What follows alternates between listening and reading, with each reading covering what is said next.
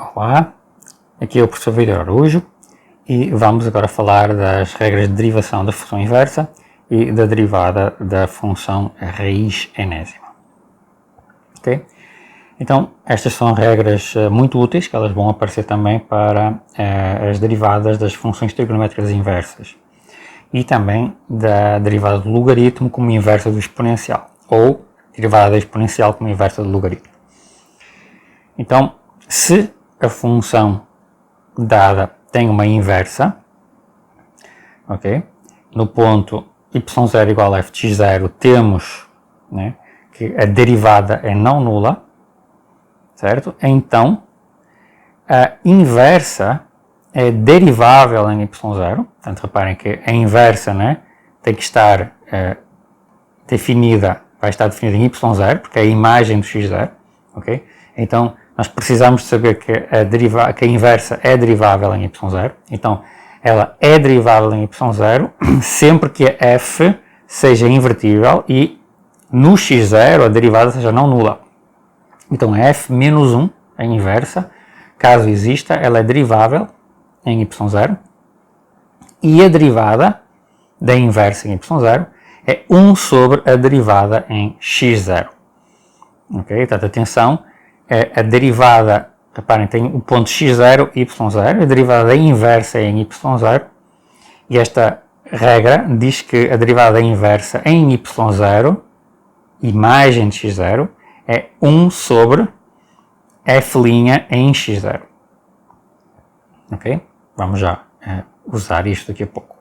Segue, essencialmente por causa da regra da derivada da inversa, que a derivada da raiz enésima de x, com n inteiro, né? N número inteiro, a raiz enésima de x é 1 sobre n raiz enésima de xn menos 1. Okay? Isto vale sempre que o x é positivo se o n é par, certo? Se o n for par, por exemplo, se for raiz quadrada, raiz quarta, x negativo não faz sentido, não está no domínio da função. E vale para qualquer x não nulo, né? Falta aqui dizer que é não nulo, para qualquer x não nulo se n é ímpar, okay? Porque a raiz cúbica de um número negativo, ou a raiz 5, né, de índice 5 de um número negativo, já podem ser calculadas, né? Então os números, toda a reta real faz parte do domínio da função raiz cúbica, por exemplo, da função raiz de índice 5 ou da função da raiz índice 7, etc. Né? Quando o n aqui é ímpar, o domínio é todos os números reais, mas em 0, de fato aqui falta dizer que o x tem que ser diferente de 0, em 0 elas não são deriváveis. Okay? Porque eu estaria dividindo por 0, não? Ou simplesmente porque a derivada da função inversa, que é o x elevado a n, é 0 aí. Vamos já ver. Como é que eu deduzo a regra da derivada da raiz usando a regra da derivada da função inversa e usando a potência, a regra da potência. Observem que se y for igual a x elevado a n, okay, então a inversa é raiz n de y. Certo? Então vou aplicar a regra da derivada da inversa. Para cada y0 igual a x0 elevado a n, nós temos que o f' de x0 é n x0 é elevado a n menos 1, ok? Que é diferente de 0 se o x0 for diferente de 0. Então, a derivada da inversa da f, que é a raiz enésima em y, num ponto y0, né, pela fórmula da derivada inversa, é 1 sobre f' em x0. Mas f' em x0 é n vezes x0 elevado a n menos 1. Mas o x0, né, se y é igual a x0 elevado a n, então o x0 é raiz enésima de y0. Ok? Então eu substituo aqui e o n-1, esta potência n-1 pode ser colocada dentro da raiz e ficamos com a fórmula que nós tínhamos antes, né? A derivada da raiz enésima é 1 sobre a n raiz enésima do domínio valor elevado a n menos 1. Certo? Uma outra coisa que é interessante observar é que esta forma da derivada da raiz pode ser interpretada como uma derivada de uma potência. Ou seja, raiz enésima de x é a mesma coisa que x elevado a 1 sobre n, pelas regras que nós conhecemos desde o segundo grau para trabalhar com expoentes. Então, x elevado a 1 sobre n, a derivada de x elevado a 1 sobre n, que é a derivada da raiz enésima de x, é a mesma coisa que isto aqui, né? Que nós já vimos, é a fórmula que nós acabamos de ver. Mas isto eu posso escrever como 1 sobre n, x elevado a menos n menos 1 sobre n. Ok? E isto eu posso reescrever como 1 sobre n menos 1. Este expoente menos n menos 1 sobre n pode ser reescrito como 1 sobre n menos 1. É a mesma expressão. Qual é a vantagem disto?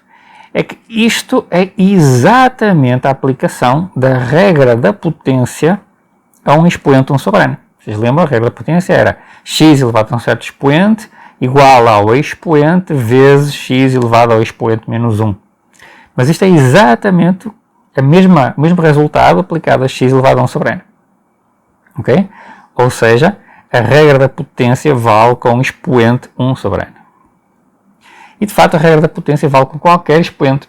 Tá? Nós podemos estendê-la para qualquer expoente. Nós já vimos que ela vale, começamos usando a regra da potência com expoentes inteiros, depois verificamos que ela vale para expoentes negativos por causa da regra da derivada do quociente, de funções quociente, 1 sobre x elevado a n, e podemos agora usá-la com qualquer potência racional e de fato com qualquer potência real. Ou seja, se eu tiver, por exemplo, x elevado a p sobre q, né, a derivada é p sobre q vezes x elevado a p sobre q menos 1, certo? É possível provar isto facilmente, porque x elevado a p sobre q é x elevado a 1 sobre q à potência p. Então eu posso aplicar a regra da potência, né, e aplicar a regra da raiz.